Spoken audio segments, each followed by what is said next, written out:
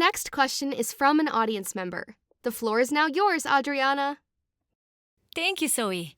Hello, Ethan. In my research, I have seen a few instances when someone had stated that chemical flame retardants do not work. As a fire scientist, how will you respond to such a claim? Thanks for the question, Adriana. In this video series, we have helped others understand flame retardants. As documented within these videos, flame retardant materials are effective in preventing ignition, slowing flame spread, and lowering heat release. The science behind how and when flame retardants work is well researched and widely understood by fire scientists, polymer scientists, and materials professionals who have often spent their entire careers improving fire safety. However, it is quite easy for someone to make an assertion without any supporting evidence for their claim. So, in your research, when you see such an assertion, always remember to look for their evidence. As a fire scientist, I can unequivocally state that flame retardant materials are an important layer of fire protection that complement other important fire safety measures, like codes, standards, smoke detectors, fire alarms, sprinklers, and, of course, emergency responders. We've already spoken about assertion versus evidence, but let's take a few moments to think logically on this topic. First, witness this visual evidence showing the standard glow wire test that is conducted for the certification of plastics used in electrical appliances. The plastic sample on the left contains no flame retardants, while the sample on the right contains flame retardants at levels designed to protect the same plastic type against the heat from a 1400-degree glowing wire. This test simulates a real-world scenario where an electrical malfunction might cause an overheated wire or connector.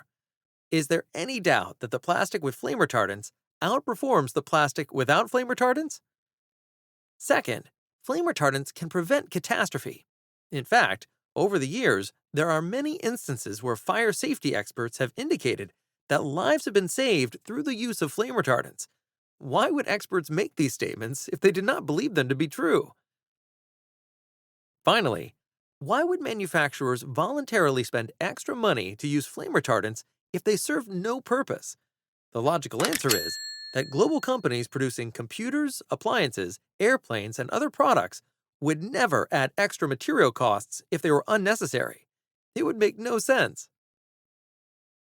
So, Ethan, are you saying flame retardants work 100% of the time?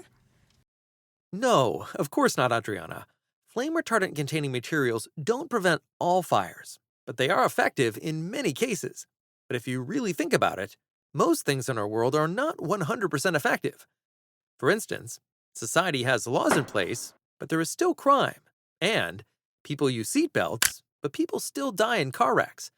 Despite this, laws and seatbelts are still known benefits to society. Likewise, just because flame retardants do not work to prevent some fires does not mean that they do not prevent many other fires. You may have even experienced your own close calls with fire.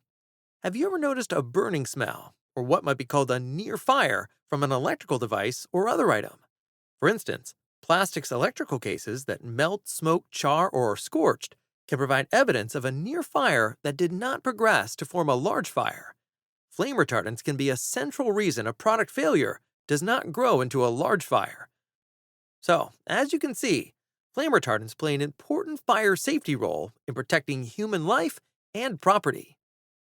Thank you, Ethan and Adriana, for discussing this complex topic. For further information,